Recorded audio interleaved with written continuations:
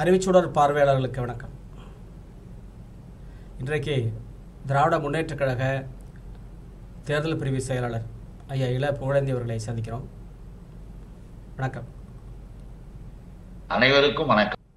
இலங்கையினுடைய அரசு தொடர்ந்து நமது மீனவர்களை தாக்கி வருகிறது. அவருடைய படகுகளையும் கையகப்படுத்தி அவர்களையும் சிறைப்படுத்தி பெரிய அளவுக்கு நடவடிக்கைகளை எடுத்து வருகிறது. இது சார்ந்து தமிழ்நாடு முதலமைச்சர் அவர்கள் பிரதமர் மோடி அவர்களுக்கு நிறைய கடிதங்களை எழுதியிருக்கிறார். பாஜக ஏற்கனவே மீனவர்களுக்கு நிறைய உத்தரவாதங்களை கொடுத்திருந்தது. நாங்கள் ஆட்சிக்கு வந்தால் உங்களை காப்பாற்றுவோம், உங்களுக்கு ஆதரவாக இருப்போம் என்றெல்லாம் சொல்லி எல்லாம் வாக்கெல்லாம் கேட்டார்கள். ஆனால் இப்போ நடைமுறையில் அதற்கு மாறாகத்தான் நடந்து வருகிறது. இதெல்லாம் தமிழக மீனவர்களை நம்ம இந்த மீனவர்களுடைய கொடி பறக்கும், இந்திய நாட்டினுடைய கொடி, தேசிய கொடி பறக்கும். அதை பார்த்தாவே தெரியும் எந்த நாட்டு மீனவர்கள் வர்றாங்க அப்படின்னு சொல்லி தெரியும். அது தெரிந்தும் கூட இந்தியாவினுடைய உதவி அவர்களுக்கு பேரளவுக்கு இருந்து வருகிறது. இருந்தாலும் கூட நமது மீனவர்களை அவர்கள் தொடர்ந்து தாக்குவதும் படகுகளை கையகப்படுத்துவதும் மிக விலை உயர்ந்த படகுகளை எல்லாம் சேதப்படுத்தி அதை பயன்படுத்தாத அளவுக்கு நமது தமிழக மீனவர்கள் வாழ்வாதாரங்களை இழந்து நிற்பதும், நமது மீனவர்களுடைய எண்ணற்ற உயிர்கள் இதற்கு பலியாக இருக்கிறது என்பதும் தொடர்கதையாகிவிட்டது. இப்போ இதை பற்றிய தங்களது பார்வை. நீங்க இப்போ கேட்ட கேள்வியிலேயே நீங்கள் பல விளக்கங்களை சொல்லிதான் கேட்டீங்க. அந்த விளக்கங்களின் அடிப்படையிலேயே நம்ம பார்வையை பார்ப்போம். அது என்ன? இந்திய துணைக்கண்டத்தில் இந்த தமிழ்நாடு, இந்திய துணைக்கண்டத்தில் இருக்கின்ற தமிழ்நாடு, ஒன்றிய அரசு என்பது நம்முடைய முதலமைச்சர், எங்களுடைய தலைவர் அண்ணன் தளபதி அவர்கள் யூனியன் கவர்மெண்ட், ஒன்றிய அரசு என்று மிக அழகாக அதை குறிப்பிட்டு சொன்னார்கள். அந்த ஒன்றிய அரசு பாரதிய ஜனதா என்ற பாசிஸ்டுகள் வந்ததற்கு பிறகு, குறிப்பாக நரேந்திர மோடியினுடைய தொடர் இந்த அரசினுடைய நிலைப்பாட்டில் தமிழர்கள் தமிழ்நாட்டிற்கு என்றால் எப்பொழுதுமே ஒரு மாறுபட்ட பார்வை, அந்த செயல்களிலேயே வித்தியாசங்கள், ஏற்றத்தாழ்வுகள், ஏன் இப்படி இருக்கிறார்கள், ஏன் இப்படி செய்து கொண்டிருக்கிறார்கள் என்று நாம் கேட்க கூட முடியாத அளவிற்கு காதை பொத்தி கொண்டு போகின்ற கொடூரம். உதாரணமாக மீனவர்களுடைய பிரச்சனையை நீங்க சொன்னீங்க. இப்ப நம்ம கோட்டைமேடுன்ற கிராமத்திற்கு பக்கத்துல ஒரு கடலுக்கு போறாங்க. போகின்ற பொழுது ஒரு 4 மீனவர்களை பிடிச்சிட்டு போறாங்க. அப்ப உடனடியாக தமிழ்நாடு அரசு யூனியன் கவர்மெண்ட்டுக்கு உடனே கொடுத்து முதல்வர் பேசி நம்முடைய எம்பிகள் மூலமாக வலியுறுத்தி அது என்னன்னு கேட்டு உடனடியா அவங்களை விடுவிக்கணும்ன்றாரு. சில நாட்களில் 25 மீனவர்கள் மீன் பிடிச்சிக்கிட்டு இருக்காங்க. நீ எங்க நாட்டு எல்லையில வந்துட்ட, என்னமோ எல்லையெல்லாம் எல்லாம் கோடு போட்டு அப்படியே வச்சிருக்க மாதிரி, என்னமோ எல்லையில கொடி பறக்கிற மாதிரி. அது என்ன அர்த்தம்? என்ன நிலை நடக்குது? அவர்கள் காற்றடிக்கும் போது, கடல்ல போகும்போது ஒரு நாட்டிற்கும் 4 நாட்டிக்கல் என்கின்ற ஒரு அளவுக்கு மேல இருக்கிறது நடுக்கடல். அந்த பொதுவான இடத்திலேயே இவர்கள் இருந்தாலும் நீ இலங்கையினுடைய கடல் பகுதி எல்லையில வந்துட்ட என்று சொல்லி ஒரு 25 பேரை பிடிச்சிட்டு போனான். அப்பொழுதும் நம்முடைய அரசு உரிய நடவடிக்கை எடுக்க வேண்டும் என்று ஒன்றிய அரசாங்கத்தை வலியுறுத்துகிறது. ஒன்றிய அரசாங்கம் நாங்க பேசிட்டோம், அதை பேசிட்டோம், இதை பேசிட்டோம்னு வேடிக்கை பார்த்து கொண்டிருந்தார்கள். ஒரு முக்கியமான ஒரு சம்பவம் இப்ப நடந்தது. இந்த 25 அந்த 4 பேரை பிடிச்சிட்டு போனதை தவிர்த்து உடனடியாக ராமநாதபுரம் மாவட்டத்தில் இருந்து மீன் பிடிக்க போன மீனவர்கள் ஒரு 30 பேரை பிடிச்சிட்டு போயிட்டாங்க போட்டோட. அப்பதான் ஒரு தோழர் என்ன பண்ணாங்க, மதுரையில ஹைகோர்ட்ல பென்ஷன் போடுறாங்க, வழக்கே தொடுக்கிறாங்க. அந்த வழக்கு தொடுத்து உடனடியாக ஒன்றிய அரசாங்கத்தை, யூனியன் கவர்மெண்ட் நடவடிக்கை எடுக்கிறதுக்கு உத்தரவு போட்டு எங்களுக்கான வாழ்க்கை ஆதாரத்தை நாங்கள் பெறுவதற்கு எங்களுக்கு ஏற்பாடு செய்யுங்கன்னு வழக்கு போடுறாங்க. ஒரு தோழர் வழக்கு போட்டார். அவர் போட்டதற்கு பிறகு அந்த வழக்கை எடுக்கின்ற பொழுது 2 நீதியரசர்கள் என்ன சொல்றாங்க தெரியுமா? அதான் சொன்ன சரித்திர குறிப்புன்னு தெளிவாக அவங்க சொல்றாங்க. ஏன் ஏன் நம்முடைய யூனியன் கவர்மெண்ட் இதற்கு மேற்கொண்டு நடவடிக்கை எடுக்காம இருக்கு?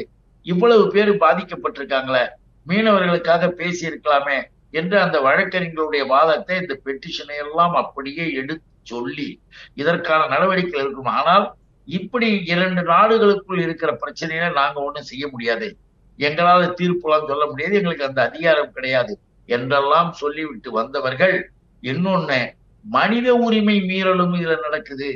மனித உரிமை மீறலாகவும் இலங்கை அரசாங்கம் நடந்துக்குது.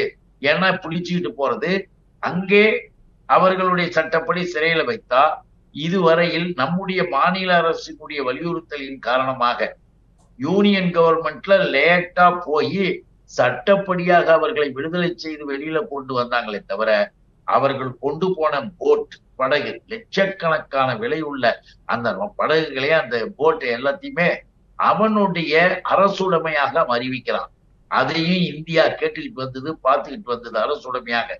இப்படி வந்ததெல்லாம் அதுல மென்ஷன் பண்ணி மனித உரிமை மீறலும் அது நடந்திருக்கு என்ற வார்த்தையும் குறிப்பிட்டு கடைசியா ஒரு நல்ல கேள்வி ஒண்ணு கேட்டாங்க. நாங்க இதுல உத்தரவு போட முடியாது கோர்ட் ஒண்ணு, ஆனால் இந்த கோர்ட் தமிழ்நாட்டு மீனவர்களும் இந்திய குடிமக்கள் தானே, அதுதான் அண்டர்லைன் பண்ணி, தமிழ்நாட்டு குடிமக்களும் இந்திய குடிமக்கள், தமிழ்நாட்டினுடைய மீனவர்களும் இந்திய குடிமக்கள் தானே, ஏன் நடவடிக்கை எடுக்காம வேடிக்கை பார்க்கறீங்க ஏன் கேட்டாங்க தெரியுமா? 2021 குஜராத் மீனவர்கள், நினைச்சு பாருங்க, ஒப்பிட்டு பாருங்க, 2021 குஜராத்தை சேர்ந்த மீனவர்களை பாகிஸ்தானுடைய கடற்படை கப்பற்படை பிடிச்சிட்டு போலாம். உடனே பாஞ்சு குதிக்கிறாங்க. மோடியிலிருந்து கடற்படையை எச்சரிக்கை செய்கிறோம், இது பாகிஸ்தான் கடற்படைக்கு நாங்கள் எச்சரிக்கை செய்கிறோம், உடனடியாக அவர்களை ரிலீஸ் பண்ணல, இல்லைன்னா இங்கே கடலிலேயே நாங்களும் எங்கள் கடற்படையோடு மோத வேண்டி வரும், ஒரு போருக்கே தயாராகி விடுகிற நிலையை உருவாக்காதீர்கள் என்று எச்சரிக்கை சொல்லுது இந்தியா. அவன் விட்டுட்டான். நாம என்ன கேக்குறாங்க கோர்ட்ல, இப்படியெல்லாம் குஜராத் மீனவர்களுக்காக போறது தப்பு சொல்லல, ஏன் எங்க மீனவர்களுக்கு போனா ஒரு வார்த்தை சொன்னா என்ன, வேகமாக பேசினா என்ன, நாங்களும் இந்தியர்கள் தானே என்ற அர்த்தத்தை உள்ளர்த்தமாக வைத்து அந்த வழக்கை முடிக்கிறார்கள். தமிழ்நாட்டு மீனவர்களும் இந்திய குடிமக்கள் தான், அவர்கள் நடவடிக்கை, உரிய நடவடிக்கை உடனே எடுக்க நம்புகிறது இந்த கோர்ட்டு. அவங்க முடிக்கும் போது செய்ய வேண்டும் என்று கூட சொல்லல, இந்த நீதிமன்றம் நிச்சயமாக இந்த அரசு நடவடிக்கை எடுக்கும் என்று நம்புகிறது அப்படின்னு சொல்லி முடிச்சுட்டாங்க. இதையெல்லாம் சொல்வதற்கு காரணம், அப்படி என்ன உனக்கு, ஏன் இந்த பார்சியாலிட்டி, மாற்றாம் தாய் மனப்பான்மையோடு ஏன் தமிழ்நாட்டை பார்க்கிறாய்? தமிழ் மொழி என்பது கிளாசிக்கல் லாங்குவேஜ், செம்மொழி. முத்தமிழறிஞர் கலைஞர் அவர்கள் காலத்திலே அதை செம்மொழியாக அங்கீகரிக்க வைத்தார்.